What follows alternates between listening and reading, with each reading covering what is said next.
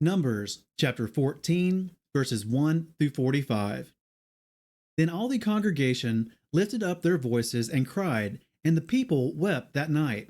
And all the children of Israel grumbled against Moshe and against Aaron, and all the congregation said to them, If only we had died in the land of Mitzrayim, or if only we had died in this wilderness.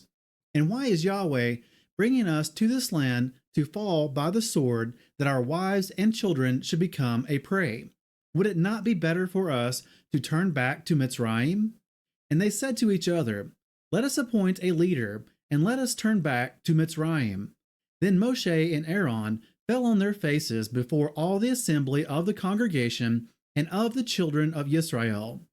And Yahushua son of Nun and Caleb son of Jephunneh, who were among those who had spied out the land, tore their garments. And they spoke to all the congregation of the children of Israel, saying, The land we passed through to spy out is an exceedingly good land. If Yahweh has delighted in us, then he shall bring us into this land and give it to us, a land flowing with milk and honey. Only do not rebel against Yahweh, nor fear the people of the land, for they are our bread. Their defense has turned away from them, and Yahweh is with us. Do not fear them. But all the congregation said to stone them with stones.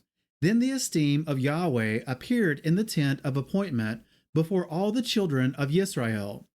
And Yahweh said to Moshe, How long shall I be scorned by these people, and how long shall I not be trusted by them with all the signs which I have done in their midst? Let me strike them with the pestilence and disinherit them, and make of you a greater nation and mightier than they.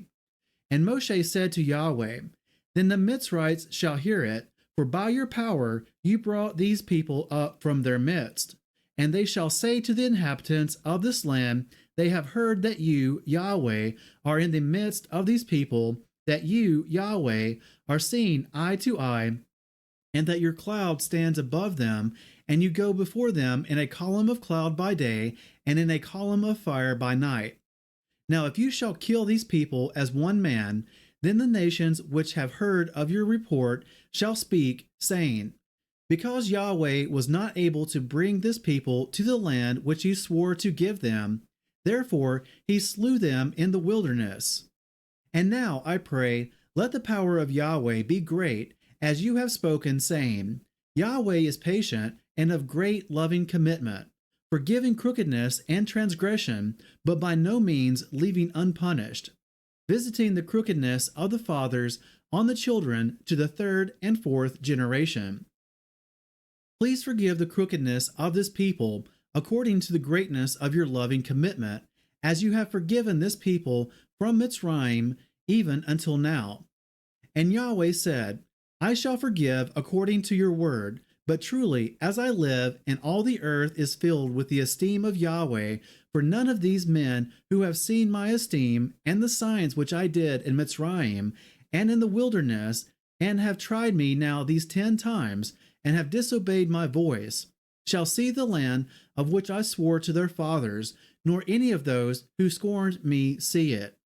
But my servant Caleb, because he has a different spirit in him, and has followed me completely, I shall bring into the land where he went, and his seed shall inherit it. Since the Amalekites and the Canaanites are dwelling in the valley, turn back tomorrow, and set out into the wilderness by the way of the Sea of Reeds.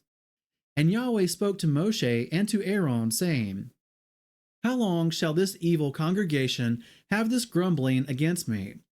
I have heard the grumblings which the children of Israel are grumbling against me. Say to them, As I live, declares Yahweh, as you have spoken in my hearing, so I do to you. The carcasses of you who have grumbled against me are going to fall in this wilderness. All of you who were registered according to your entire number, from 20 years old and above, none of you except Caleb son of Jephunneh and Yahushua son of Nun shall enter the land which I swore I would make you dwell in. But your little ones, whom you said would become a prey, I shall bring in, and they shall know the land which you have rejected.